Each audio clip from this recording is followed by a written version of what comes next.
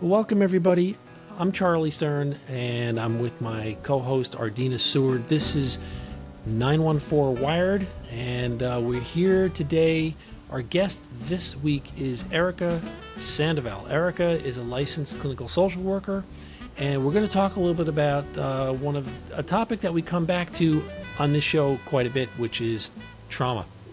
We're going to talk about trauma. We're going to talk about the holidays because we're right on top of the holidays. Sometimes the holidays can be a little traumatic for people. And we're going to talk a little bit how the externalities of the news impact people's mental health as well. So, Ardina, what's happening in the Yonkers division of 914 Wired? Well, more people are tuning in, which is exciting. And, generally, I want to let the audience know we always do topics about politics, we always do topics about crime, we always do topics about art, but we very rarely integrate mental health and mental well-being, which is kind of percolating in the background of all of this. And now that the holidays are upon us, that will become an issue. So we have Erica Sandoval on with us, who is a licensed clinical social worker, as Charlie has stated. And Erica, I want to talk about the approaching holidays, and people start to feel this kind of creeping sense of dread and depression. What is that, and how do you get rid of it? Charlie, you wanted to say something. Yeah, I'm feeling it. The holidays are coming, and there's some nice things about the holidays, but then there's also like a lot of pressure and some aggravation and time constraints, and so I'm feeling it. Okay, well, there you go, Eric. This is your first client. Oh, well, you know what? I love both of you very much. So it's exciting to be here. Thank you for having me. And yes, the holidays can definitely cause us a lot of stress, especially if we already had stress in our life. And we just continue to live our life every day as we do without pausing, without caring for ourselves, without taking a moment to just, take a self inventory. Like just check in with yourself, not with your partner, not with everyone else, just within yourself and see, how am I showing up in this world? And then you have the holidays on top of it where you're almost imposed to just connect with people maybe you haven't really spent a lot of time with, family, friends. It's just like you're forced to do these things that everyone tells us we're supposed to do during the holidays, right? Yes, sounds familiar. Exactly. So you might feel a little bit, triggered. So we're going to talk about triggers first, right? You might get a little triggered because you might see someone that you haven't seen for a while that you may not have like the best relationship with because they're part of the family dynamic or the circle that you're in. You might get triggered because you may be missing someone that you lost and maybe they're no longer in your life due to a severed relationship, or maybe they have died, and that also can leave a lot of feelings of emptiness and sadness. And you might feel really lonely, or you might not have anyone to really celebrate because you isolated yourself. So there's so many levels to your triggers and the trauma that people show up with. So do people come into your practice talking about these issues, and are they, when they talk about holidays and the holidays are coming up, is it usually an evidence of something broader, or are the holidays themselves capable of triggering problems? Honestly, when therapists never get time off during the holidays, I'll tell you that much, because we are busy. We're busy because things are coming up for people. So we're always on call. Even if we're off, we let our families and our patients and our clients know, like, if you let me know if you need to check in, because I know that Thanksgiving dinner might be something that's intense, or I know that connecting with this person you haven't talked to for a while can really bring up things that we have been processing or healing through, right? So yes, people come in a lot more focused on how anxious they are about an event. So an event is a holiday, right? So how anxious they are about Thanksgiving or post Thanksgiving or post the holiday gatherings. how anxious or how upset or how triggered they were with something that happened or something that was said. Or again, this is coming up for me. My mom did it again, or my dad said it again, or my sister, my brother, or my partner didn't want to attend this holiday with me. We had a discourse over which family's going to have time spent with us, or our kids. Things may come up, or I wish we had children and we don't have any kids to celebrate with, and we've been trying to get pregnant, and everyone's going out to see holiday shows with their kids, and it's bringing that up for me, or I may have lost a child. Like, all these things come up because holidays are so hyper focused on family, reunion, love, care, and maybe we're just like grieving. So the trauma is real. Okay, so let's start with the basics. How do you deal with a person that you really don't like, that you got to sit across the table from and be nice to keep peace in the family, when you really want to tell them to, polite word, buzz off, and you can't because you don't want to cause chaos in the family? I mean, do you have another shot of vodka, or do you just kind of sit there and smile? Oh, Ardina, you're so funny. You know what? If you have another shot of vodka, you might get a little bit loose in the tongue. So you might get way too loosey-goosey, and then sometimes alcohol creates more issues. So perhaps maybe not doing a shot.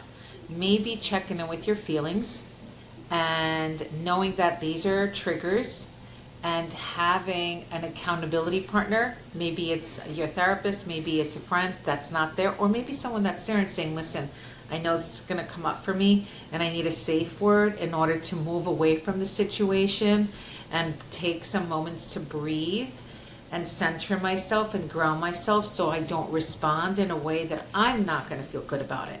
So, Erica, hang on. You mentioned a couple of coping mechanisms there: a safe word and an accountability partner. Tell me what an accountability partner is.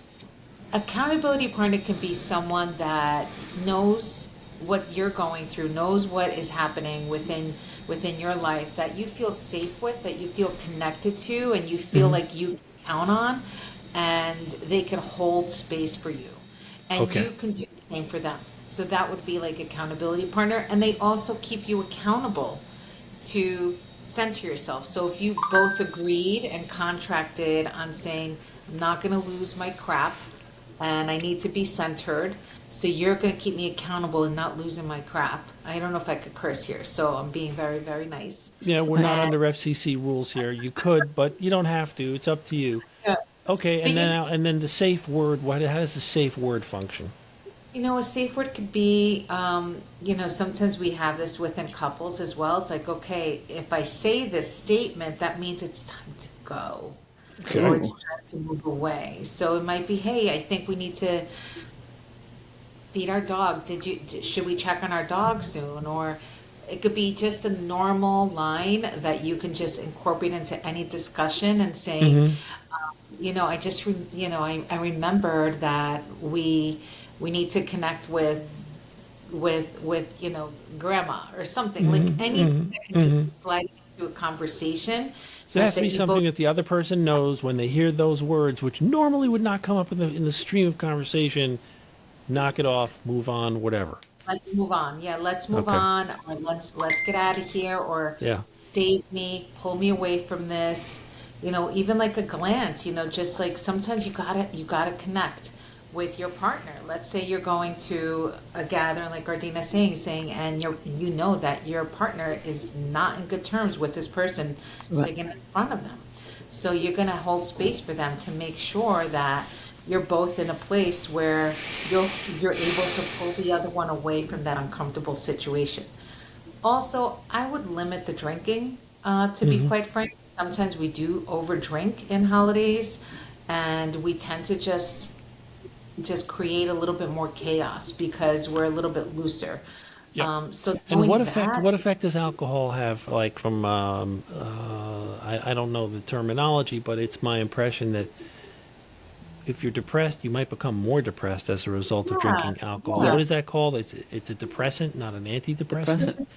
It's a depressant instead of a stimulant, so you might feel a little bit more sadder, and sadness can turn into anger.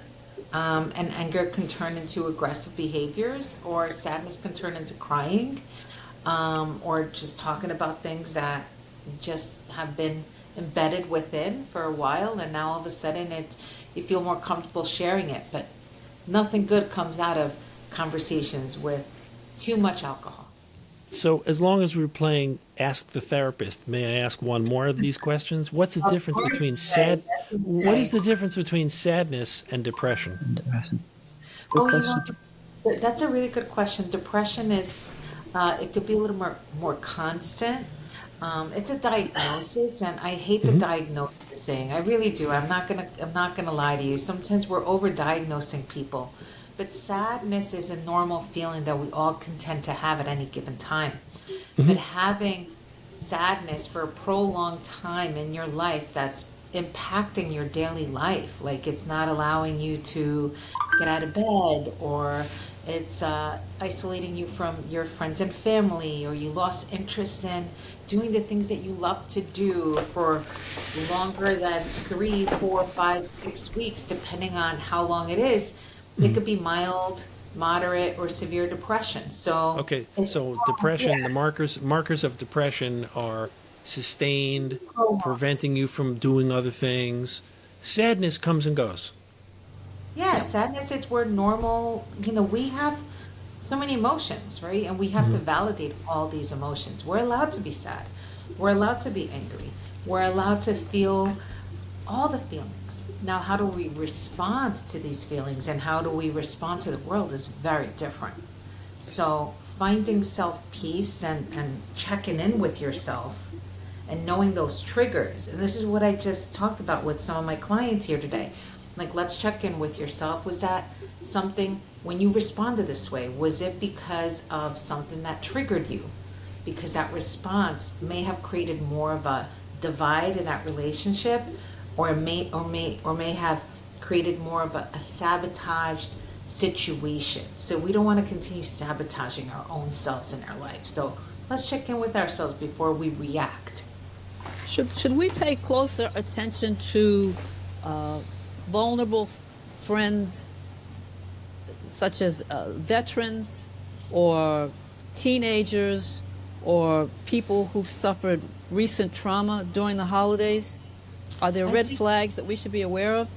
I think we should pay attention to all of our communities, and especially if they have been experiencing severe trauma, or they're lonelier, or they are tend to drink more, or they tend to use more substances. Definitely, because these holiday seasons can really bring up a lot of feelings, and you're more likely to have suicidal thoughts.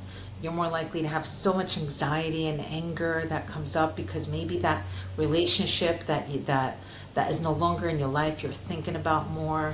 And there's a lot of loss and grief, so it's important to check in. And just a nice, like, check in, a call, or an invite out, or just like seeing, and so and I have to not deny that a lot of times when we're inviting people that are not well or not doing well, they're more likely to say, no, I'm okay, but still check in with them. Still check in with them. I'm sorry, Charlie, go ahead. No, go ahead, Ardina. Okay, I think a lot of times people look at the hallmark image of the happy, two-parent, suburban family on the Christmas card during the holidays. And a lot of times people think, well, why can't I be like them? How realistic is that happy, Santa Claus, Macy's image? It is so not realistic. I'll tell you a personal story, only because I want to normalize this for all the single mothers out there that might be listening, all the single parents out there. When I was raising my daughter and she was 5 or 6, and I didn't have that perfect family, that I didn't have the partner in the home, my parents weren't around, and it was just her and I would get really sad because I felt like I wasn't giving her the happiest moment. Like, I didn't have that full home with the cookies and the milk and leaving it for Santa and all the gifts around the tree and everything that we see in all of the holiday movies. And I remember one holiday, she woke up and I bought her this beautiful, like, kitchen set. And she opened it up and we were playing and I began to cry. And she was like, "Why are you so sad?" And I was like, "Oh, I'm just sad. I just want you to be happy." She's like, "Mommy, I'm so happy. I got the best gift and I'm with you." And I forgot about it, right? I Oh, forgot about it, but I remembered how sad I was. Fast forward, she's 23 years old, and the other day I asked her, "What was your happiest moment with me?" She's like, "Remember that Christmas when we played in the kitchen, kitchen together?" And I said, "Really?" And I thought I had like done the worst job as a mother. But because I was just present with her and I was enjoying this moment and I gave her that time, me, that was her happy moment. But Right. in Wow. reality, as single moms, as single parents, we may feel we're not giving enough. And we may feel like we're not giving our kids what they deserve, but all we need to do is pay attention, be present, and just enjoy that moment with each other. You don't have to be filled with the room of 20 people, because sometimes even in a room of 20 people, one can feel so lonely. So that was a big lesson for me. And I just want to normalize that. That's great. And I'm going to recap getting through the holidays, check in with yourself, safe word, minimize the booze. Minimize the booze. And I think the last thing was kind of go easy on yourself, because if you're present, that's really all anybody wants. Yes, and have an accountability partner. Have an Accountability partner. Thank you for that one. Right. Well, now I understand what that is. I want to open this up a little bit, because one thing that we talk all about lately, we've had some guests on talking about the Israeli-Palestinian conflict, and I want to kind of pivot to the other mental health issue. Is people are feeling an enormous amount of stress just watching it on television, let alone having a family member who's wrapped up in it in some god awful way, or maybe they just live over there and they're wondering what life is going to be like day to day to day. What's the difference between the trauma that you experience from watching something on television and the deep, profoundly terrible things that we see day after day after day? And like, what's the mental health impact of that? Is it triggering? Is it actually causing something to happen? Is it rustling up depression that's already inside of us? Like, what's going on there? I mean, one quick thing I want to share with you. We interviewed two people on this show. One from a Palestinian background, another was a rabbi. They were talking about, it was the most stressful 2 episodes of this show I personally ever did, just talking to these people, because they're coming in at from completely different viewpoints, different angles, totally irreconcilable positions on these issues. And it's a stressful thing. And by the way, I think it dovetails to the first half of the show, because that's what people are going to be talking about over Thanksgiving dinner. So how do you make sense of this? Well, it's really sad what's happening in the world, and I just want to say that. And I think that vicarious trauma is extremely, extremely real. Vicarious trauma is when you're experiencing the trauma as a collective, as a community. You're hearing it, you're seeing it. The news can really traumatize us as well. So there's a name for this? It's called vicarious trauma? It's called vicarious trauma. Like, you're experiencing it with the person, the environment, the community. It's constant, and you can't pull away from it because it's in front of us, and it's real. You may not have to be in that place to experience it, but if someone's loss can be your loss, the community that is hurting, you're hurting with the community, and we're going to have these conversations, and we're not all going to agree on the perception of things. And this is also something that happens during the holidays. You're going to have these conversations with people, and they're going to trigger your beliefs and your values and your systems, and not only are you going to be traumatized over what has been happening and how you're perceiving all of it and how you're experiencing it, but now you might feel really angry with someone that doesn't have the same belief system or the same point of view, and that can be conditional, an additional trauma, right? So you can, yes, but a mentally healthy person wouldn't walk away from a relationship because somebody had a different political view, right? Would you? Or would you? So a mentally happy person and not mentally happy person welcome. I don't think that's real. I think that as a person that works with people and relationships, is that we don't really know what's happening within our relation and systems. You can't say you're unhealthy because you're sticking with someone that has a different political view. You can't say that, because love is love. And sometimes there might be certain things that someone gives to you and feeds you, your body, your soul, and then this one thing happens and you just realize, like, wow, I have completely different views, and now I have to talk about this and process this with you. And we have to do the 3 C's. We have to commit, communicate, and compromise on how we're gonna move through this stage in our relationship. So it can be very intense. It really can. So these are really good questions. But Erica, there are people sitting at their homes, people sitting at their workstations right now as we speak. Many who are Jewish and are feeling very vulnerable, and many who are Palestinian and who are feeling very, very vulnerable right now, even though they're thousands of miles away from the conflict. But the threat is there. And how do they reassure themselves that they are safe here when they see all this stuff, anti-Semitic statements, anti-Palestinian statements written over the walls? It's facing them every day. So how do they center themselves in the middle of this storm, political storm? You connect and be in community. You connect with people that are like-minded with you and sit in community, center in peace, because the violence is not getting us anywhere, as we can see. It's not. Center in the peace, finding time for yourself, finding time to center with just grounding yourself, because you're not going to be able to change what is happening externally on the outside. You're not going to be able to change. But what you can do is you can really work on how you're going to respond to the world, how you're going to respond to that person, how you're going to respond to your environment.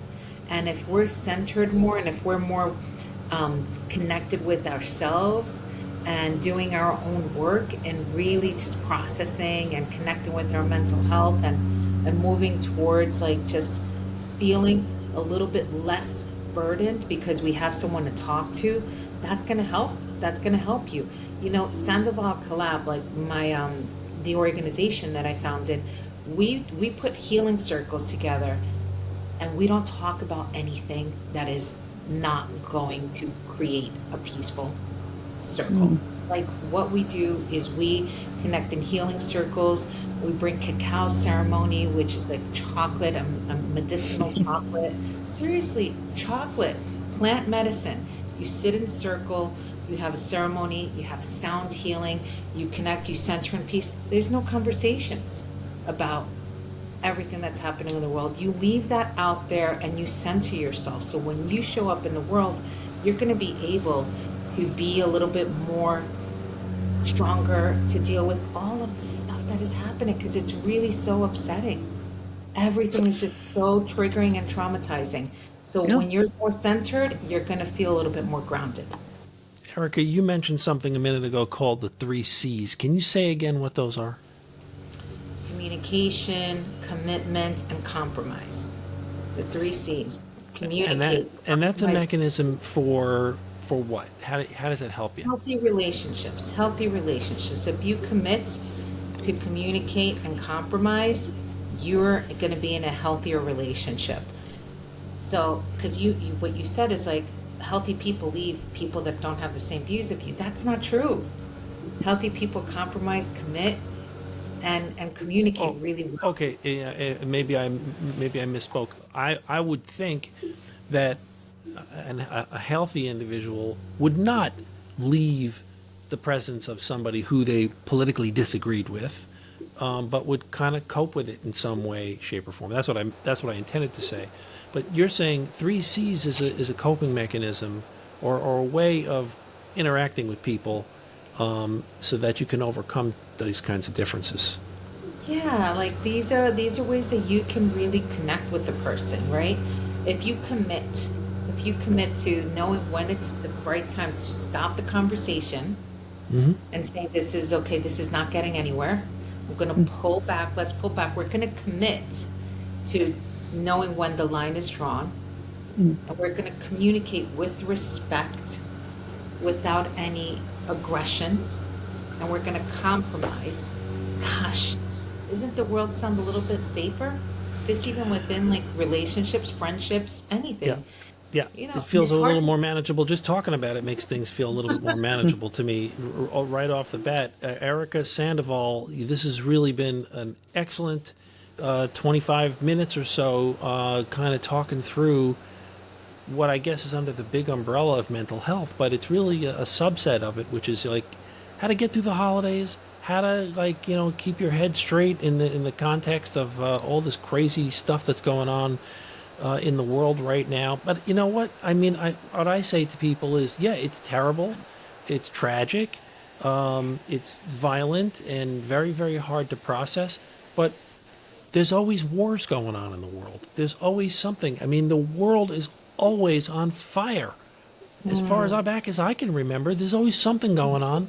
So you have to have some mechanism by which to communicate and interact with people that's, like eye level and healthy. So I appreciate you coming on here to talk about this a little bit. I think it maybe make a little difference. It helped me. Thank you. And I invite everyone to, if you do have a calling to just sit and be grounded and feel some peace for 3 hours, our soul immersion is on December 4th. We do have a code that you can use to get a $40 discount off, which is Black Friday 40.